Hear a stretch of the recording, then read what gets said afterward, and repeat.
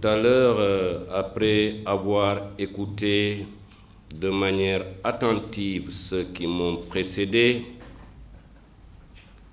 je me suis dit quel périlleux exercice que de prendre la parole après des experts de la presse, spécialistes de la communication, spécialistes de la parole, spécialistes de l'écrit. Je risque de passer une heure particulièrement difficile. Mais n'empêche, vous me permettrez et vous accepterez mon imperfection en m'adressant à cette auguste assemblée. Je me réjouis sincèrement de prendre part à cette cérémonie d'ouverture des 72 heures de l'APL, d'en présider même la cérémonie d'ouverture conformément à mon engagement pris lorsque je recevais le bureau et sa présidente. Je suis heureux également de vous retrouver. Tout à l'heure, en vous serrant respectueusement la main, j'ai pu me rendre compte que j'avais déjà une relation avec plus de 60% d'entre vous présents dans cette salle. Et c'est ça la vérité, Cheikhidou. Des relations, pour certaines, qui ont commencé à se bâtir depuis plus de 2 décennies environ. Ils sont là. D'autres depuis plus d'1 décennie, lorsque par la grâce de Dieu, je suis passé par le département de Thiès en occupant les fonctions de préfet de département. À vous tous, je renouvelle ma considération. Je renouvelle ma disponibilité. Et il est clair que nous allons continuer à poursuivre notre chemin dans le cadre de cette noble mission de bâtir notre pays, le Sénégal. Doyen Bakhoum, acteur de ce 4e pouvoir, si je puis m'exprimer ainsi, depuis plusieurs décennies, je vous prends à témoin pour révéler que je suis particulièrement heureux de cette initiative de l'APL qui consiste à nous retrouver et à adresser des questions d'une importance capitale pour le futur de notre pays. Se retrouver à 4 mois de l'échéance qui nous attend en février. Adresser la question de la responsabilité du journaliste et de la presse lors de ces joutes importantes à venir. Vous ne pouviez être mieux inspirée, Madame la Présidente. Vous savez, la presse, vous en êtes conscient, vous, acteurs. Vous jouez un rôle éminent, je dirais même un rôle déterminant dans la stabilité de notre cher Sénégal. Le journaliste a le double pouvoir de faire glisser son pays vers les abîmes de l'incertitude et de la violence, comme il peut également avoir une posture de haute responsabilité dans le travail de la stabilité et de la paix sociale.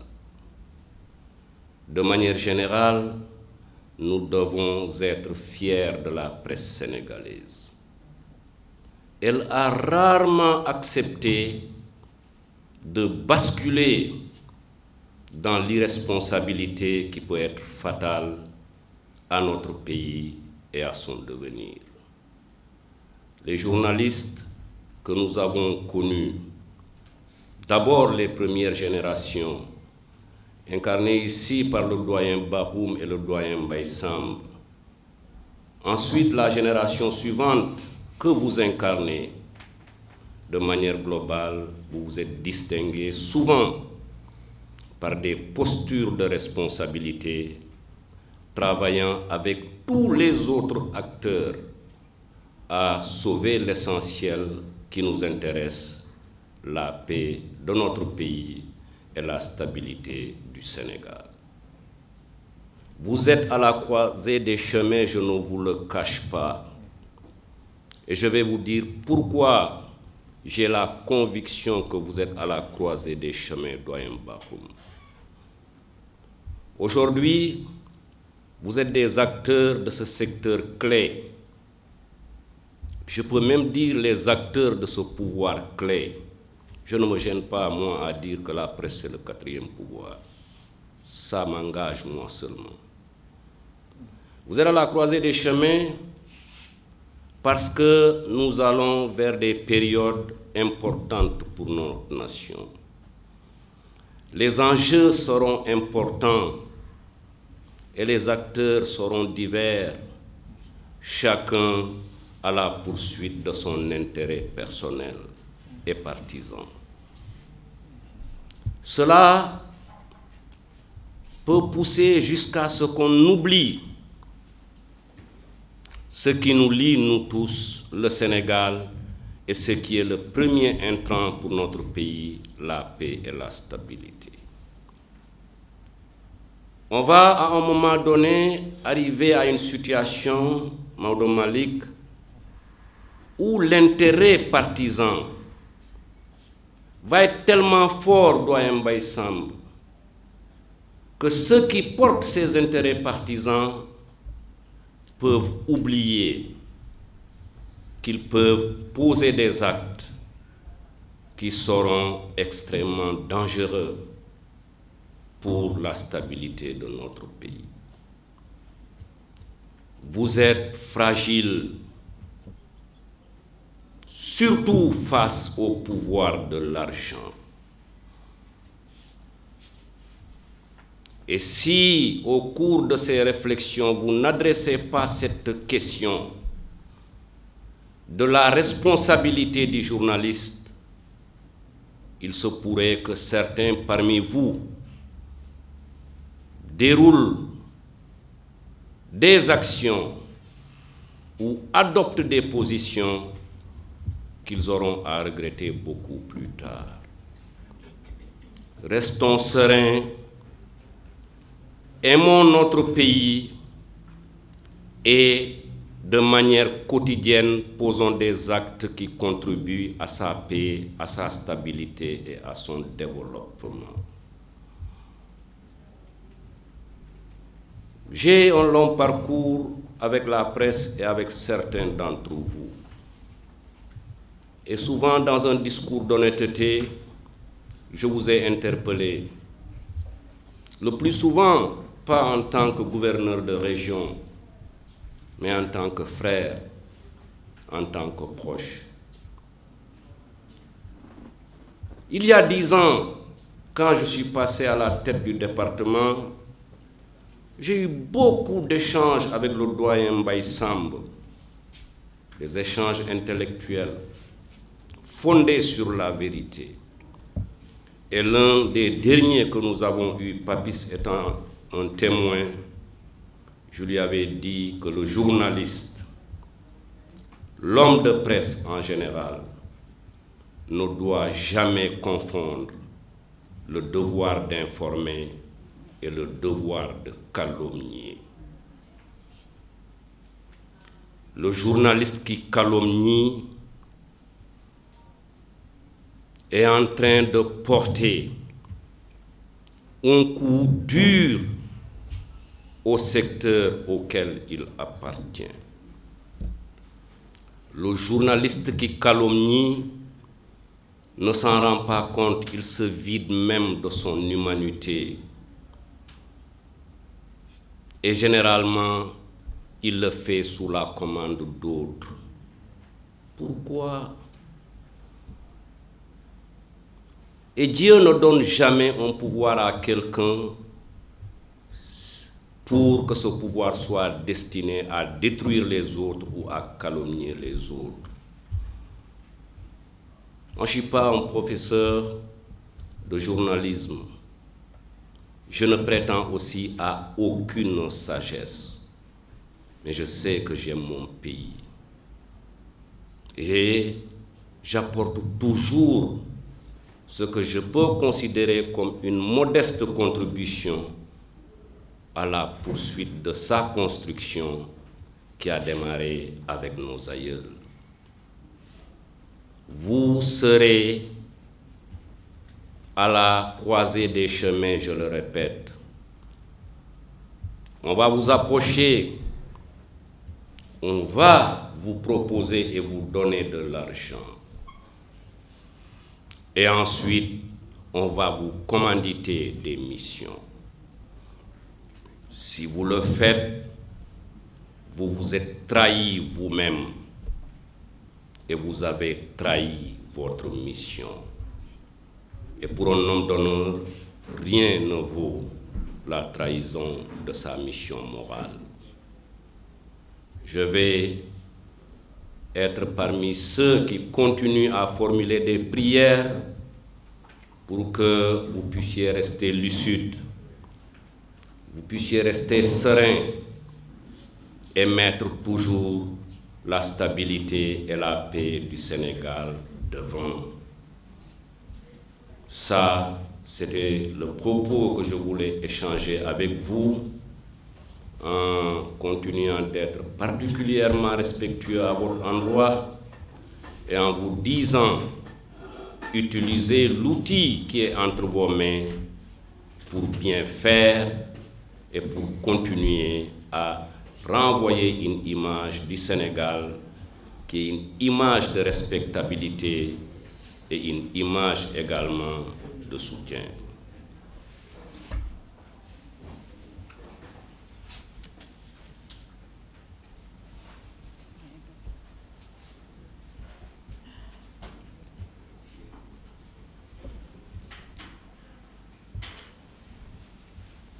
Pour le deuxième point,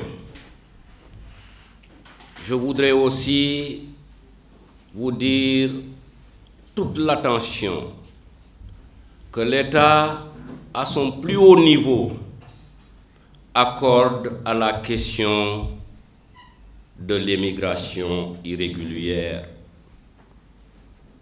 À dire vrai, ça prend tous les contours d'un fléau qui menace même l'avenir de notre pays.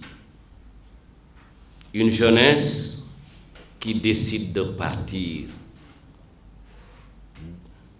Une jeunesse qui prend tous ses risques pour s'engager dans les océans. Une jeunesse sur laquelle nous devrions compter dans les 5-10 ans à venir parce qu'elle est nos bras valides pour porter le développement et alors elle décide de partir. Si les journalistes se proposent d'adresser aussi cette question, je pense que le thème ne pouvait être beaucoup plus pertinent. Je sais qu'avec les différentes expériences, les divers parcours, d'ailleurs la somme de connaissances qui est en vous, cette réflexion va produire des résultats. En tout cas, en ce qui me concerne, en notre qualité de porteur du développement économique et social de la région de Thiès, en notre qualité de premier responsable de mise en œuvre des politiques publiques au niveau de la région de Thiès, je serai très ouvert à recevoir les conclusions et recommandations de votre réflexion sur cette problématique de l'immigration clandestine. Je voudrais donc, au moment de terminer, professeur Bakhoum, directeur général Maodo Malick Mbaye, respecté modérateur, honorable consultant, vous dire que je souhaite plein succès aux 72 heures de l'APL de Thiès et vous marquer notre disponibilité pour toutes les autres étapes. J'ai entendu le maître de cérémonie évoquer la question de la création d'une mutuelle de santé pour les journalistes. C'est une bonne chose et là aussi je vais vous accompagner. Je vais donner les instructions à mon adjointe de préparer d'abord une rencontre avec nos techniciens en charge de cette question. On verra si l'agence de la couverture maladie universelle peut vous prendre dans son dispositif. Si c'est possible, je m'emploierai personnellement à ce que cette question soit traitée avec la plus grande diligence et que sous peu, vous ayez votre mutuelle de santé.